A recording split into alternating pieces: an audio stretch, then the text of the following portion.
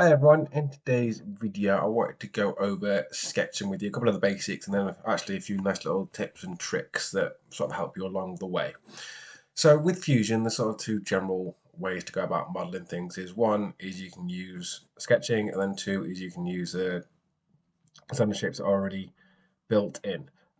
I find sketching to be a lot better. I feel that you can be a lot more accurate with them, and then you spend a lot of time at the beginning making your sketches correct, and then it makes the modeling and the process later on a lot easier.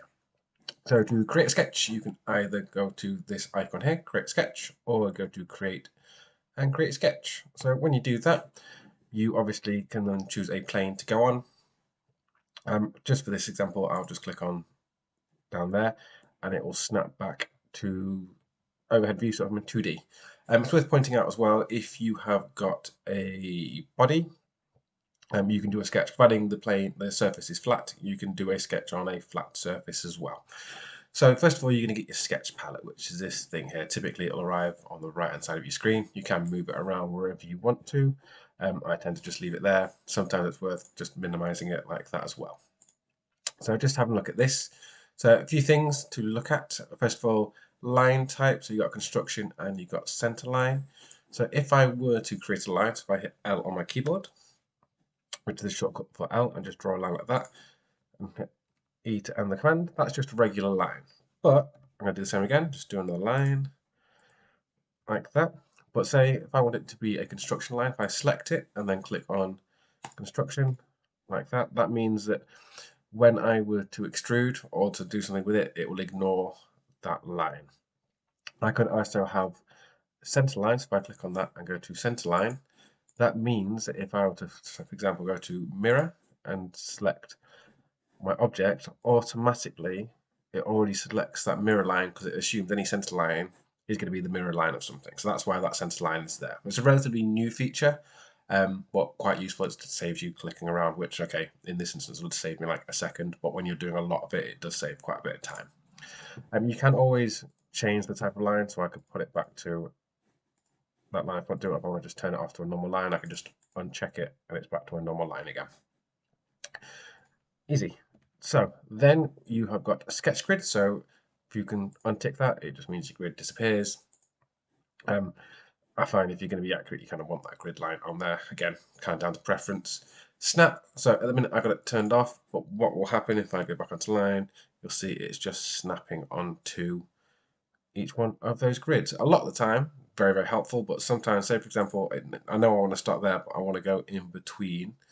And you can zoom in because you can go much further down. But sometimes if you're trying to not to snap onto something, it's better to just turn that off. You can turn that on and off quite easily. So that is snap. Show profile. I don't know what that one does. Pass.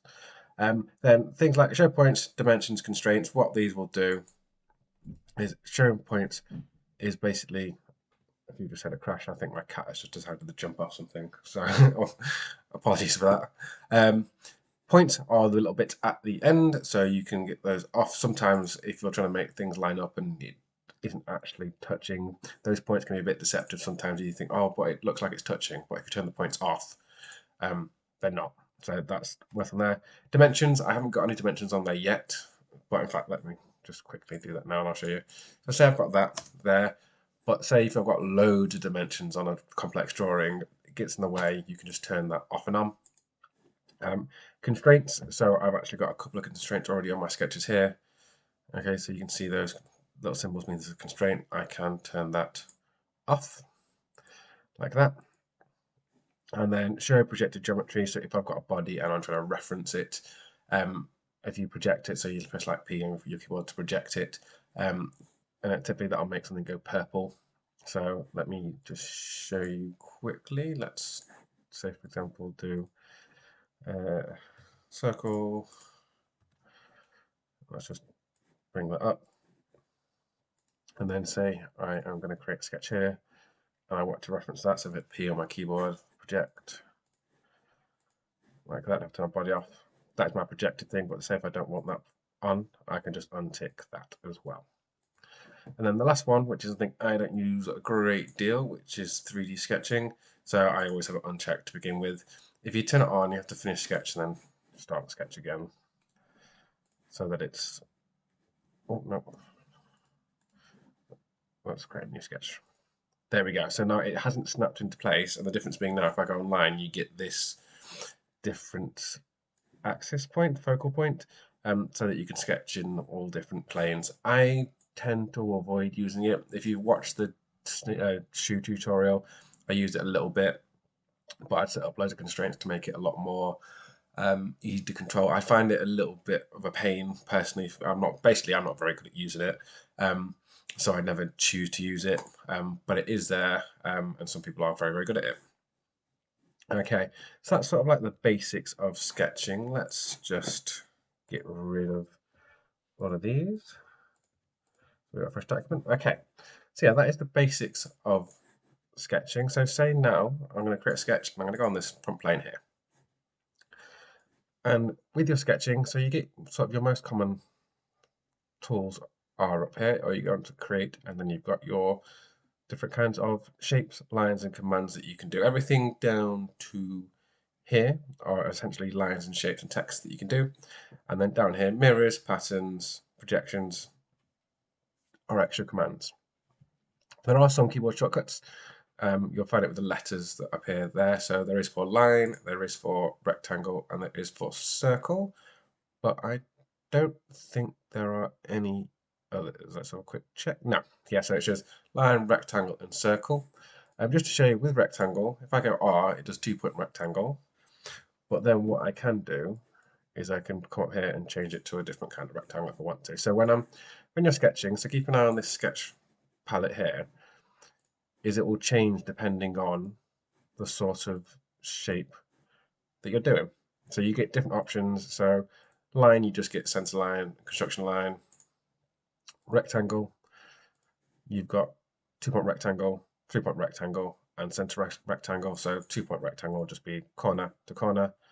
Center rectangle is draw from the middle, come out, and then 3-point is 1, 2, 3, and it will draw it that way. So you can draw it at angles a lot easier because you can't draw the 2-point at angle. Can you draw the 2-point at angles? No, you can't draw the 2-point at angles. Okay, let's get rid of those. And then with your circles, so you've got center circle, which is the most common one, but then you've got other ones, so 2 points, so you can start from like one side to the other. 3-point, same sort of thing, so you can start, and then you can specify exactly whereabouts you want it to be. 3 tangent circle, no, that won't work because I haven't got lines in there yet. Yeah, and the same with the 2 tangent. So with tangent, hopefully you know what a tangent line is. So it's a line that basically just scrapes the edge of that circle. We do have constraints up here. I'm not going to cover constraints in this video, otherwise it's going to be really long. I'm just going to go over some of the basics of sketching in this one. I'll do a series of sketching techniques. But yeah, so we can't do the tangent ones yet. So let's just get rid of those. Then we have got arcs. So you've got 3-point arc. So again, I come arc, and then I got my 3 options that appear here. So arc will be start point, end point, and where do you want the actual arcy bit to be. Center arc, so start in the middle, and then I can draw around as much as I want, and you can specify the dimensions. So I could type in 290, like that. That's very messy. I think that is all of those arcs, and then tangent arc. No, it won't let me do one because there's no lines there yet, as before. All right. Polygon. So you've got circumscribed, inscribed, and edge. So not circumcised. That's something very different. So what that will let you do is if I pick a starting point and drag out, and that's going to say how many sides do you want. I'll do 6 by default, but say I want to do like a triangle. I could even do like 3. 4. Okay, so you can actually specify specifically how many sides you want, depending on what you want to do. Because people tend to say, oh, there isn't like a triangle one. You can use the polygon one and just do 3 that way if you wish to. And is just going to be based on the circle from the center to the edge, like that. Next, you've got edge polygon, so you just do one edge and it'll let you draw out. Obviously, the idea being that all of the edges are equal. Again, it'll do 6. Can I do 3? I'm assuming I can't do 2. Yeah, no. 4, and then I don't really think, is there a limit to how many you can do? No. Just sort of crank that number up as high as you need to. Polygon, let's go to inscribed.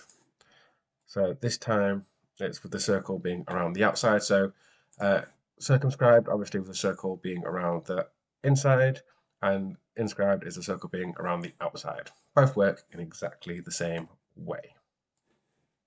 Let's get rid of that. Ellipse.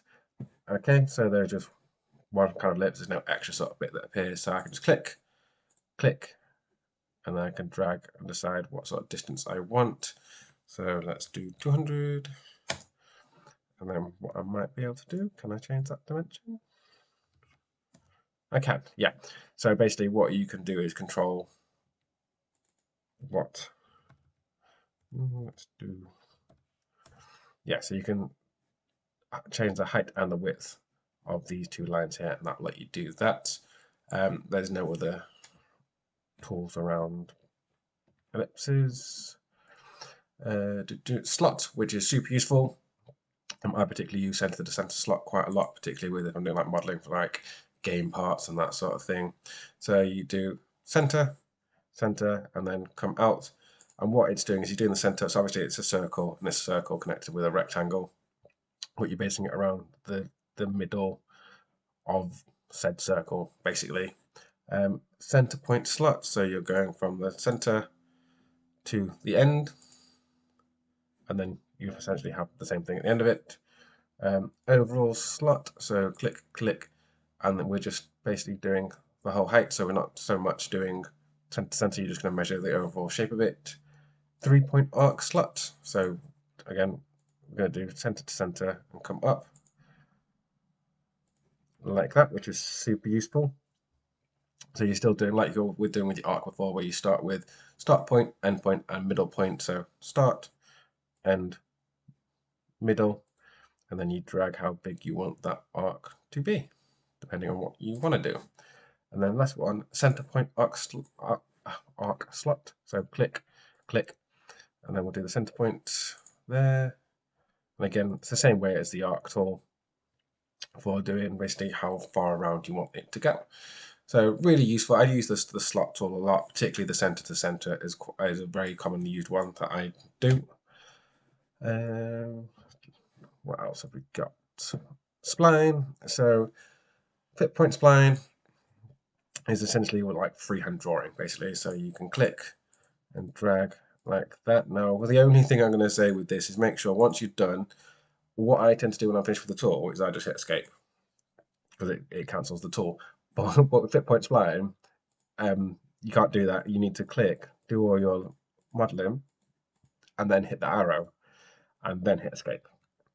Because excuse me, I've done it so many times before where I spent ages tracing around something or drawing a shape, getting it just right, and then automatically hit escape, and it just cancels the whole command, and you're like, oh, dude, I spent ages doing that. That's so annoying. So yeah, that's with that. You then can control these points. You can then, if you wish to, move those points as well, so that you do have quite a lot of control. Ideally, what you want to do, if you've seen like the Coca-Cola bottle tutorial that I've done, is there's two sort of trains of thought. One is the more points you have, the more control you have, but it then starts to get a bit finicky, a bit irritating. So I found the more I've practiced it, the less points you want to have, really. But yeah, you can play around with those points, you can play around with those handles to get what you want that way. And then you can go back, obviously, and edit sketch. And I can get all these different points up and play around with it how I like. Let's delete that one. Let's go, I'm on sketch. Create and then spline, and then control point spline. So this way I actually have a little bit more control if I want to be very accurate with the sort of thing I'm doing, but it's not, how best to describe it. We'll take it like the Coke bottle tutorial, which I got the video of. I wouldn't use it for this one because I feel it's trying too hard to be perfect curves, where, well, that's probably a bad way of putting it. I just personally feel like I have less control over this one, is how I would say it. I can't really think of the words that I'm trying to say. You can play around with these, again, to tighten things up a little bit. I just use the fit point spline a lot more. Sorry, I can't really think of a better way to sort of get across what I'm trying to say. I just find I have a little bit less control with this one. I'm not so much of a fan. Okay, conic curve. So let's click, and then that will let me come across, and then I can sort of play around with the height that way. So that is the end of the, oh, and then we've got text as well. So what I can do is just drag, type in my text. Okay, I've got a truck driving past, so hopefully you can't hear that too badly. That's simple text. So you can do that. You can change all the fonts. If you are going to be laser cutting, just be aware some of these fonts work better than others for laser cutting. And if you're 3D printing, I've found that text on 3D printing just doesn't work very well at all. That's not okay. People that are good at 3D printing are like, oh yeah, it does definitely, and yeah, sometimes it does. Anytime I've tried to 3D print text onto something, it just fails miserably. You can add in your own text as well. I'll do a different video on that because it's a bit of a faff to do. You can then play around with how you want to have it, depending on what you want to do. So you can move the rotation around, change the height, spacing, everything like that. And then text on a path, because I have got a path. Let's click on that. So what that'll let me do is if I have a line, and it'll follow the path like that, which is really, really useful. So that is the end of sort of the basic sketching ones. What we'll do actually is we'll stop there, and then we'll do a few other videos because I don't want this video to get too long. We'll do a few other sort of like tips and tricks of sketching as we go along. If you've got any questions or requests, please do email me at designwithsimon at, I should know that, at outlook.com. Hang on, let me double check.